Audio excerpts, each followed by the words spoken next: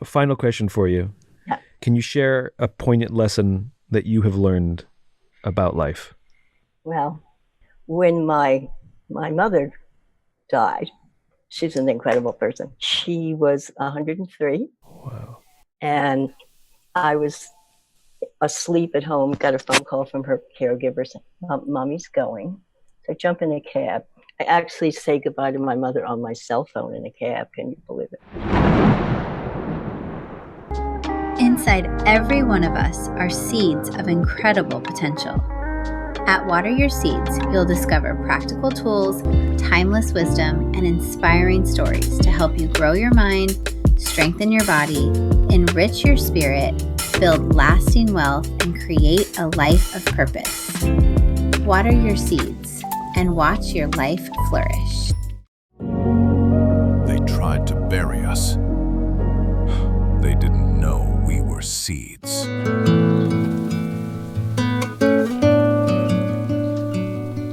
What if I told you that one of the most powerful forces for healing your mind, body, and spirit costs nothing? It isn't a new supplement.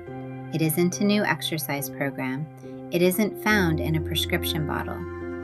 It's something every one of us already has access to. Gratitude. Now, before you click away because you've heard that word 1,000 times, stay with me. This isn't another video telling you to make notes in a journal. Today, I want to show you something much deeper. Because gratitude isn't simply about saying thank you. It's about transforming the way you experience life. It has the power to change your brain, calm your nervous system, strengthen your relationships, improve your health, and perhaps most importantly, change who you become. So today, let's explore what gratitude really is and why it may be one of the greatest gifts we can ever give ourselves. The last phone call. Imagine you're riding in the back of a taxi. Traffic is crawling. Your phone rings. On the other end is your 103-year-old mother.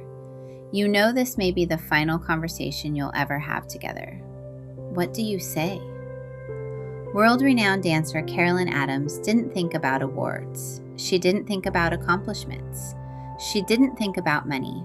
She simply said, "Thank you for everything." Not because life had been perfect, but because in the end, gratitude became bigger than every hardship.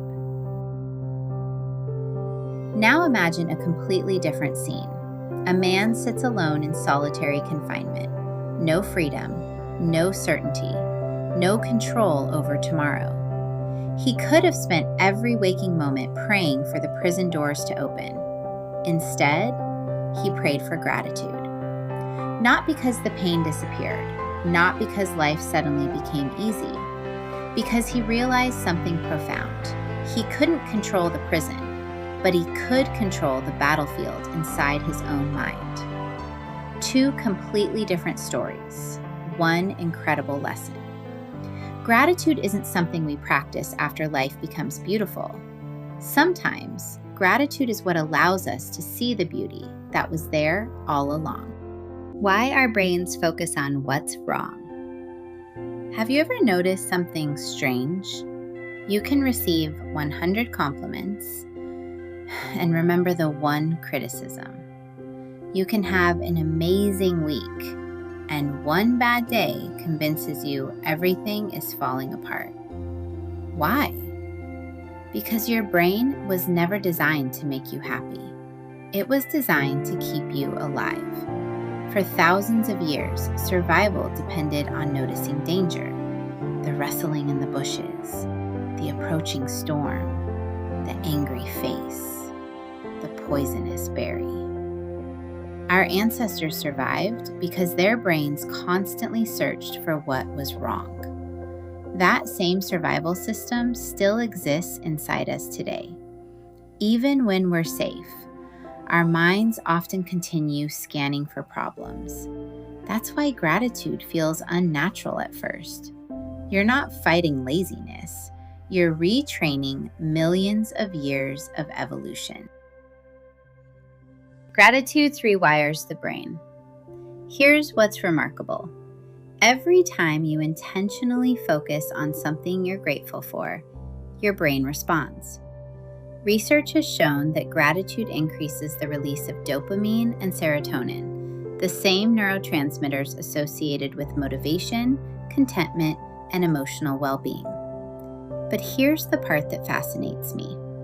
The more often you practice gratitude, the easier it becomes. Your brain literally begins creating stronger neural pathways. Imagine walking through a dense forest. The first time, there's no trail.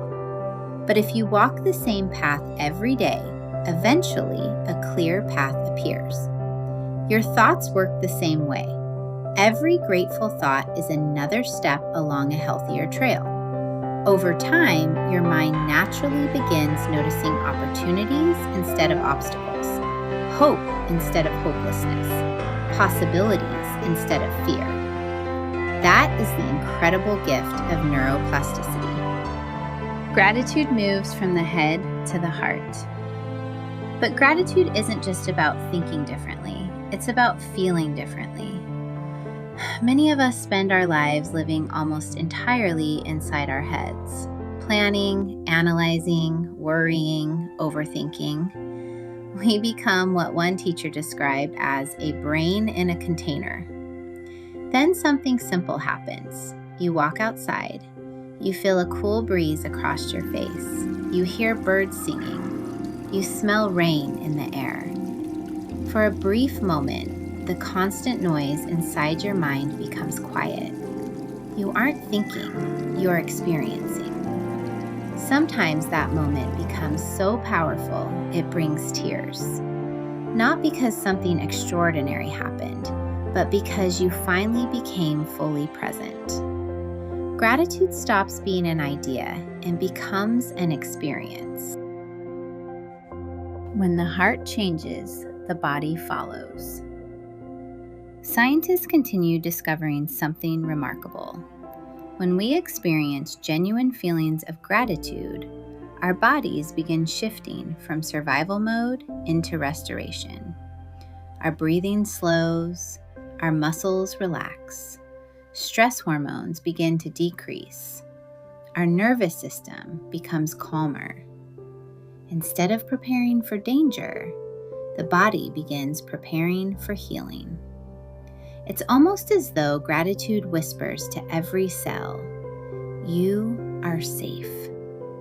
And when the body feels safe, it can finally do what it was designed to do: repair, recover, grow. This is why gratitude isn't just good for your emotional health. It affects your physical health as well. Mind, body, spirit. They're not separate systems. They're different expressions of the same human experience. Gratitude doesn't remove pain. Now here's something I think is incredibly important. Gratitude doesn't erase suffering. It doesn't ask us to pretend everything is okay. You can be grateful and still be grieving. You can be thankful and still be exhausted. You can have hope while carrying heartbreak. Psychologists sometimes call this emotional granularity, the ability to hold more than one emotion at the same time. Gratitude doesn't replace pain. It simply refuses to let pain become the entire story. Thank the roots. There's a plant called bamboo. For years, nothing seems to happen. You water it, you care for it, you wait. Still nothing. Then suddenly, it shoots upward at an astonishing rate. What changed? The answer is everything. During those unseen years, it was growing an extraordinary root system. The real work was happening underground. Maybe life feels that way for you right now. Maybe you've been putting in the effort, learning, growing, healing, showing up, and wondering why nothing seems to be changing. Perhaps your roots are growing. Gratitude during this season isn't thanking the flowers, it's thanking the roots. Because who you're becoming while you wait is far more valuable than what you're waiting for. Gratitude creates abundance. One of the greatest lessons Carolyn Adams shared came from her parents. They lived through discrimination and hardship, but they refused to live with a victim mentality. Instead, they focused on what they could control, how they treated others, how they served, how they responded. Real empowerment isn't about having power over people. It's about becoming someone who lifts others. And something beautiful happens when we do. Acts of generosity and kindness release oxytocin, the hormone often associated with trust, connection, and love. Even witnessing someone else's kindness can trigger the same response in us. Gratitude spreads, kindness spreads, hope spreads. The life you change may begin with your own, but it rarely ends there. Conclusion. Every moment you're living right now is a given moment. A gift you didn't earn. A gift that isn't promised tomorrow. And perhaps the greatest gift hidden within every moment is the opportunity to truly experience it. When life becomes difficult, don't ask only, what did I lose? Ask yourself, what remains?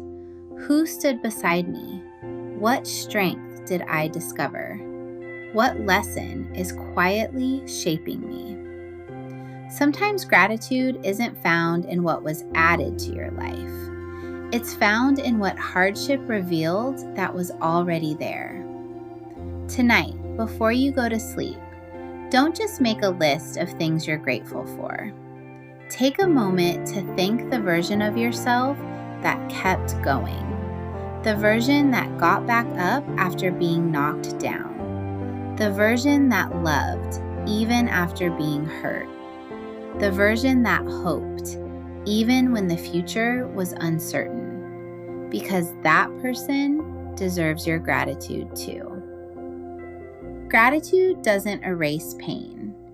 It doesn't pretend everything is perfect. It simply reminds us that even in our darkest moments, there is still something worth holding on to.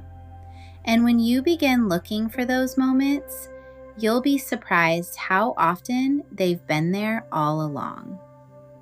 Perhaps gratitude isn't about having more. Perhaps it's about finally seeing how much you've already been given. Because in the end, a grateful heart doesn't just change the way you see the world. It changes the way you live in it. Thank you for spending these moments with me. Until next time, take care of yourself, take care of each other, and never underestimate the quiet power of gratitude.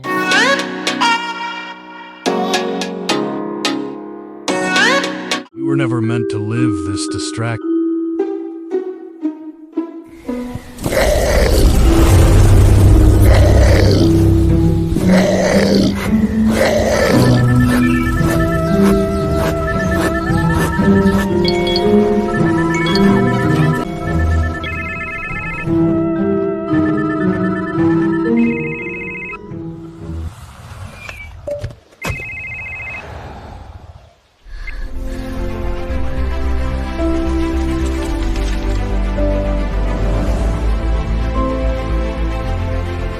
When we change how we use what controls us, we change what grows within us. Growth begins with awareness. Mind, body, spirit, wealth, clarity, transformation.